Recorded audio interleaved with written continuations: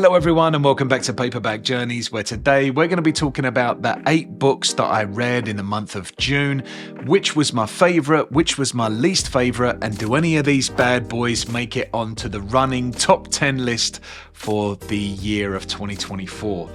Let's find out. At the end of this video, I have to say a massive thank you to my audience for something. Can you guess what it is? But before I do that, let's talk about the first book that I read in the month of June, and that is The Things They Carried by Tim O'Brien. The Things They Carried is a collection of short stories about a group of soldiers fighting in the middle of the Vietnam War. And the narrative kind of like blurs the line between reality and fiction. There's a character in the book called Tim O'Brien, and Tim O'Brien himself did serve in the Vietnam War, but a lot of the stories are representative of what it felt like to be in Vietnam rather than actual events that Tim O'Brien himself witnessed. This is a very anti-war story.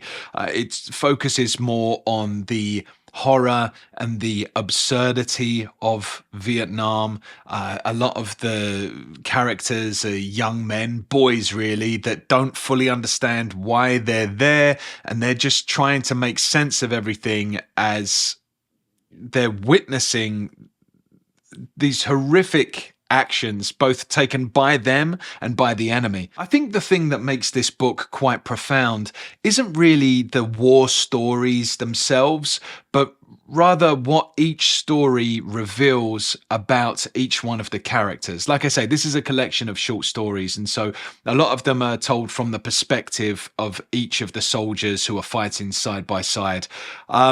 Each of the characters, as well, as the title would suggest, are carrying something unique to them. So whether that be love letters from a character which isn't really in love with them. They're not actually love letters, but the soldier likes to imagine that they are love letters. And that's something which he clings to, which gives him hope.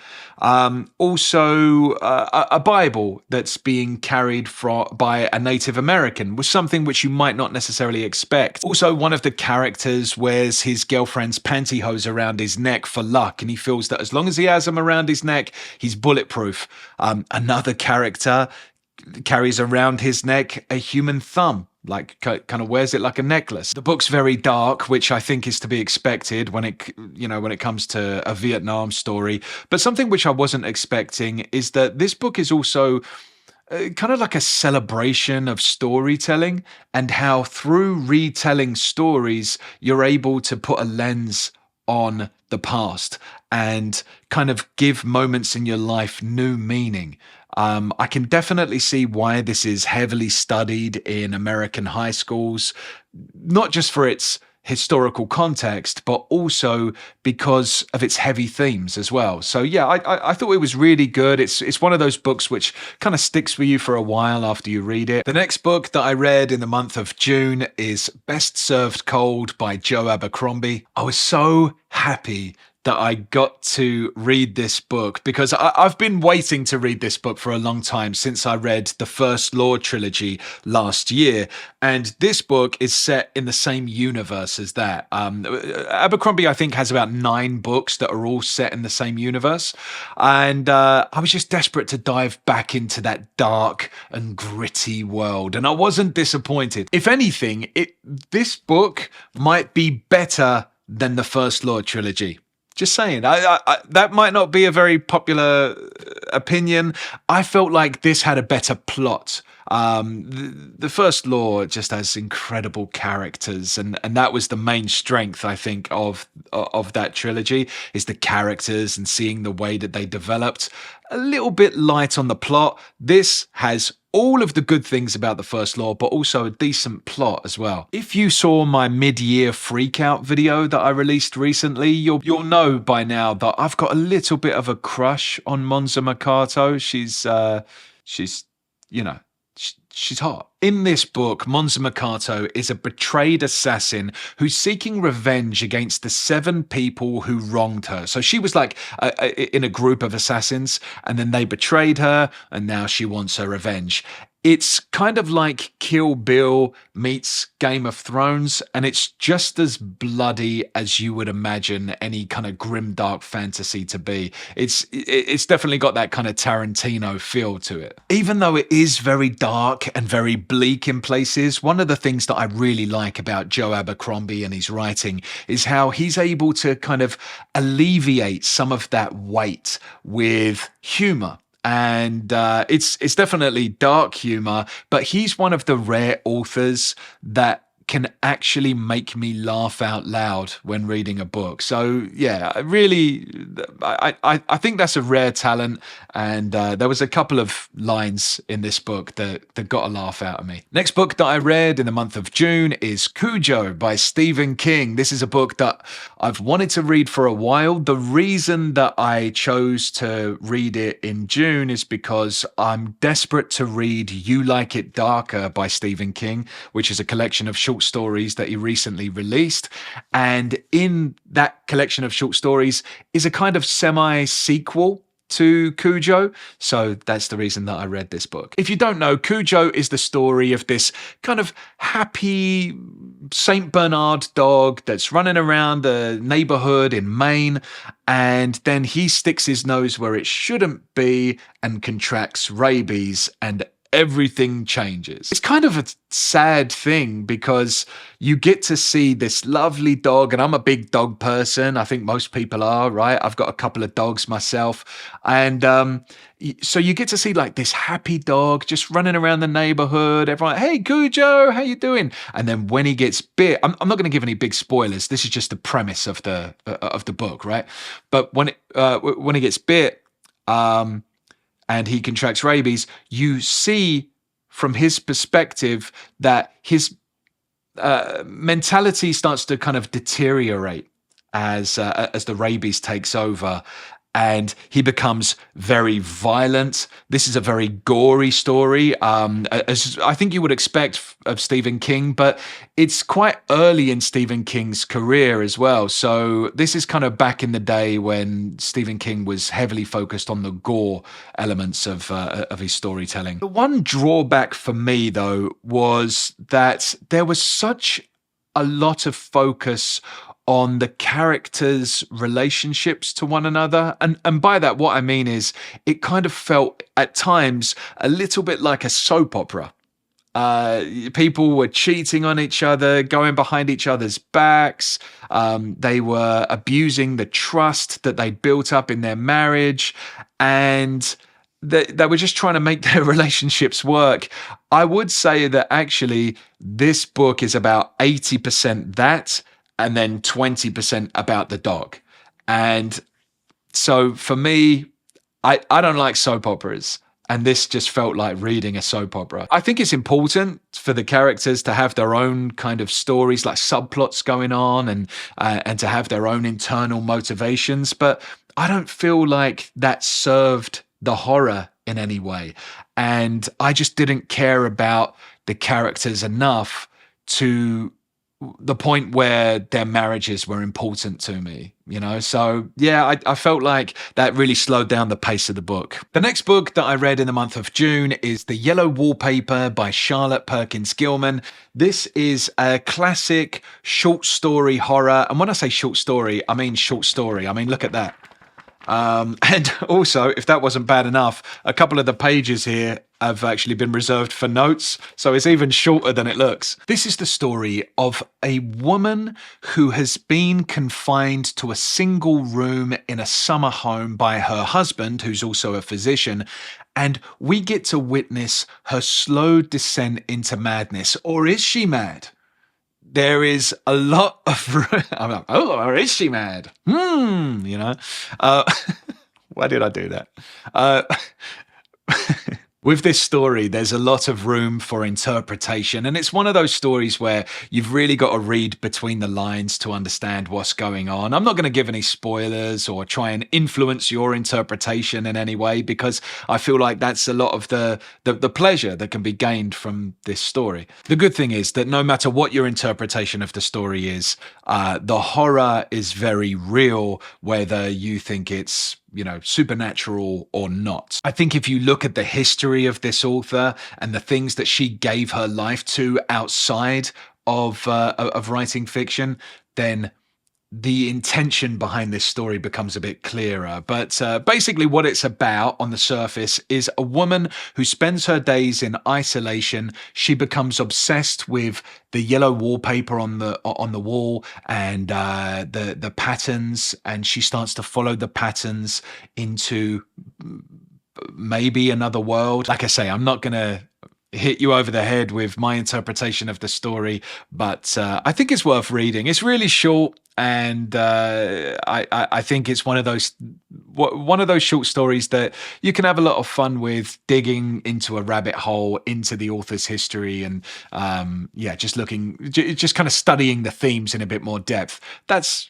As I say, that's the pleasure of this book. The next book that I read in the month of June was an absolute banger. It's Hyperion by Dan Simmons. I think it might be Simmons. Dan Simmons. Yeah, 2 M's, Simmons. This is a classic sci-fi about a group of characters who embark on a pilgrimage to the planet of Hyperion and the mysterious time tombs. This book is loosely based on the Canterbury Tales, so if you've read that, you'll have a rough idea, where each of the characters that journey together share stories about what led them to take part in the pilgrimage, and to see if somehow these stories are connected in some way, to kind of solve the overarching mystery. All of these stories feature in some way this mysterious creature called the Shrike, who's like this terrifying creature who looks like they're just made of blades with bright red burning eyes. And it seems like the Shrike is in some way connected to the time tombs. If you haven't read this and you're considering reading it, one tip I would give you is to just go into it with a bit of an open mind, because for the first 20, 30 pages, it's not really going to be making much sense. You're going to be hit with terms and names that you're not familiar with. And I think that's just a part of it. With some books, you get that kind of info dumping where the author tells you all about the history of the world and the factions and all that kind of thing. That doesn't happen in this book, and I'm actually glad it doesn't, because I always find that section of the book in sci-fis or fantasies a little bit boring. I prefer to, as this book does, be thrown into the deep end and then just try and figure it out. And so that definitely happens in this book. You're not going to know exactly what's going on. I think it's supposed to be confusing for the first, chapter or two of this book. But as the story goes on, you can start to piece together the pieces of the puzzle as each character tells their story, and then you get their different perspectives. And there's a lot of moments where you kind of go, okay, so that's what that meant earlier. There's a lot of that going on. All of these characters come from different worlds. Sometimes literally they come from different worlds.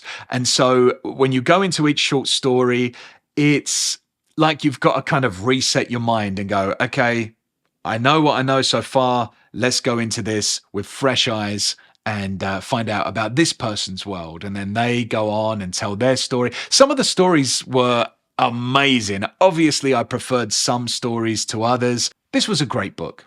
This goes down as a great sci-fi. The only other thing I'll say as well, if you haven't read this book, is that you're probably, after reading the first book, going to want to immediately read the second book. I still haven't read the second book, but I think that the second book's just going to pick up immediately where the first one left off, and that's going to be the complete story. They're kind of two halves of the same story. Again, I can't say that with any authority because I haven't read the second book, but the way that the first book ends, you kind of think, all right, now we lead into the next part of this saga. The next book that I read in the month of June is Woom by Duncan Ralston, and blah.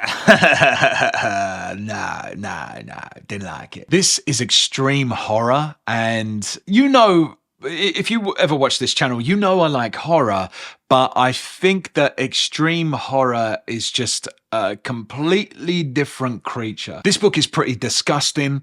As far as trigger warnings are concerned, I would say just all of them. You know, just all of the trigger warnings.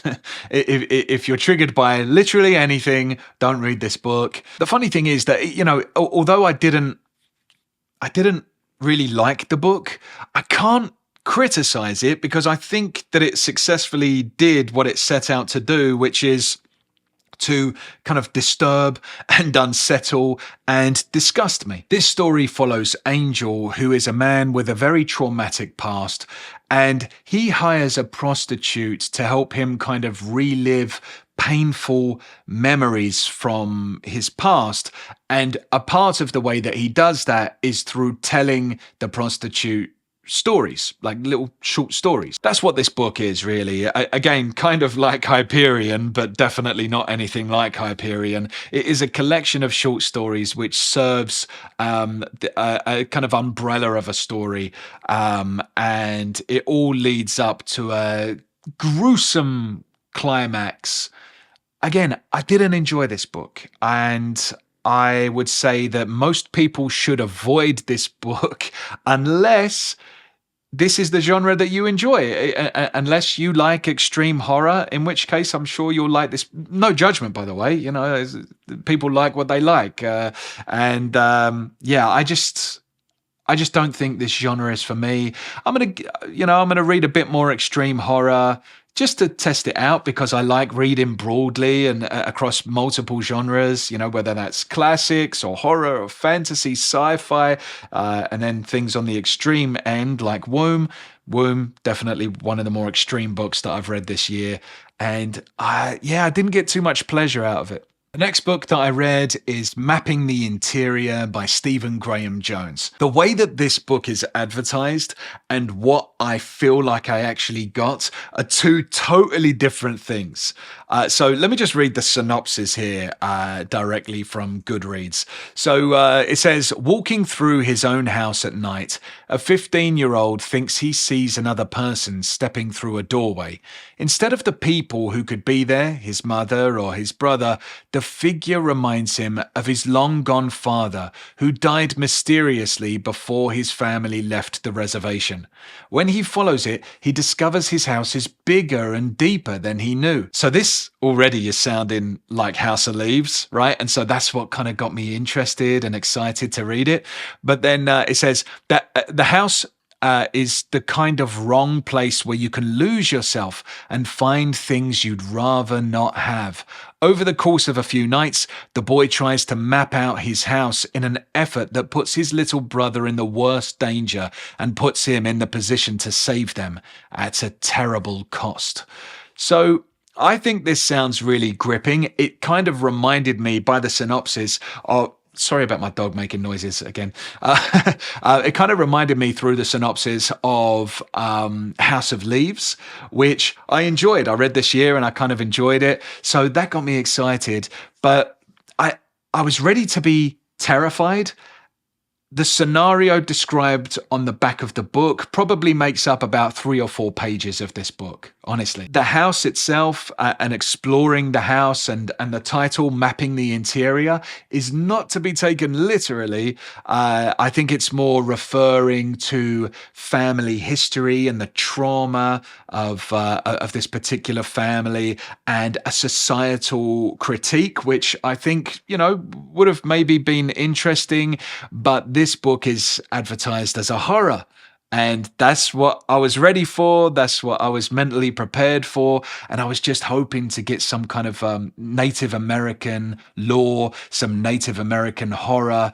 And that's not what I got, unfortunately. Don't get me wrong. There were moments of horror, right? So I'm not saying that there's no horror in this book whatsoever, but I didn't find it scary in any way. And so that for me, if you're reading a horror book and it's not in any way scary, it's failed at its job. Unless it isn't a horror, you know, unless it's a societal critique, then advertise it that way. I also didn't enjoy it because of the writing style. There were parts where I had to go back and reread a few pages because I just got lost. And I think that was often because of the lyrical nature of the prose, which, again, I wasn't expecting. I know that some people love that about Stephen Graham Jones, is lyrical prose, but yeah, I just didn't enjoy it. Next book that I read in the month of June is I Have No Mouth, But I Must Scream by Harlan Ellison. This is a classic science fiction short story that kind of presents a dystopian future where an omnipotent artificial intelligence named Am has wiped out all of humanity except for 5 people. And basically the whole story is Am, this artificial intelligence character, is torturing the last humans in kind of like nightmarish and surreal ways. I think really the horror, I think this would qualify as like sci-fi horror, because the horror really is just the feeling of being completely exposed. If you can imagine that there is this thing that wants to hurt you and you are just completely defenseless against it. There's nothing that you can do to resist it. And there's no escape. There's no mental escape. There's no physical escape. This is your reality for the rest of time. The one thing I'd say about this book is that the science is very soft. It's kind of soft to the point where it's bordering on magic, like the artificial intelligence is a wizard or something. The ways that he's able to torture these people is really unexplainable, and the book or the short story kind of makes no attempt to explain how he's doing these things. The only thing that I can think is if the people's consciousness has been digitized and they're kind of in a matrix situation, that's the only way that I can imagine he's doing these things. But if you want a kind of really unique narration experience, then Harlan Ellison actually narrates this. So, and he is just losing it. He's throwing himself into it, and you really get to see the way that he wanted this story to be told. There's also like this really famous monologue about the halfway point of the book, and I liked it a lot. You know, it kind of gave me shivers. I enjoyed the kind of like the hatred in the voice of this artificial intelligence that's being presented. It was creepy. Okay, so that was everything that I read in the month of June. Now, let's talk about what was my least favorite book that I read. And unfortunately, that is going to be Mapping the Interior by Stephen Graham Jones.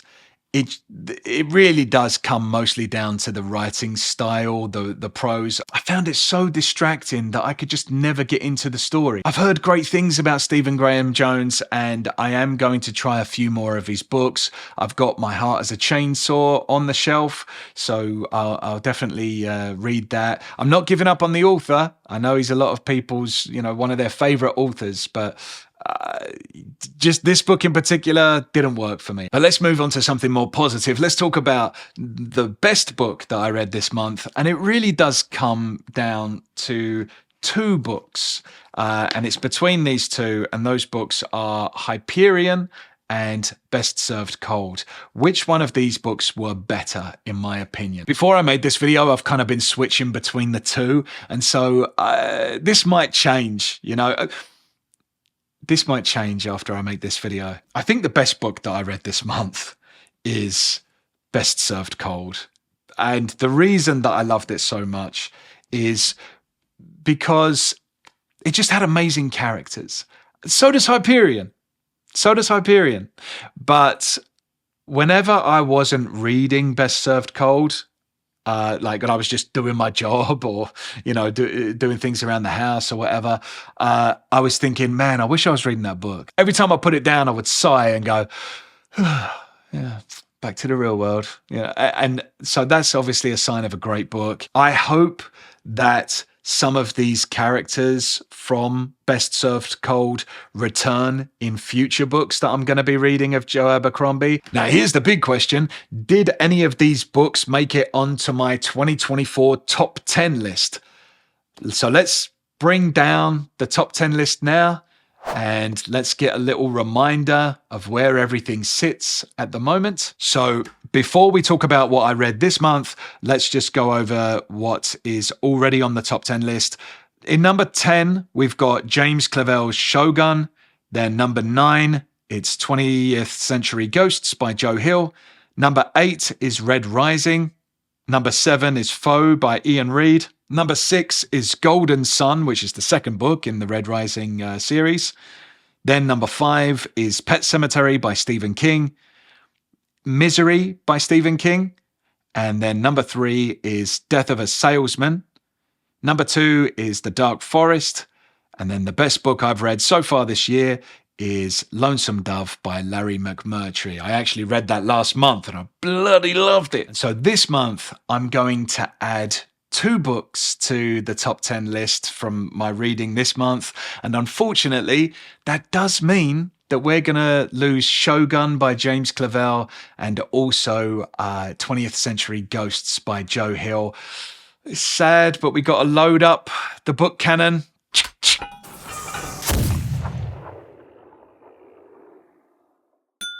See you later, guys.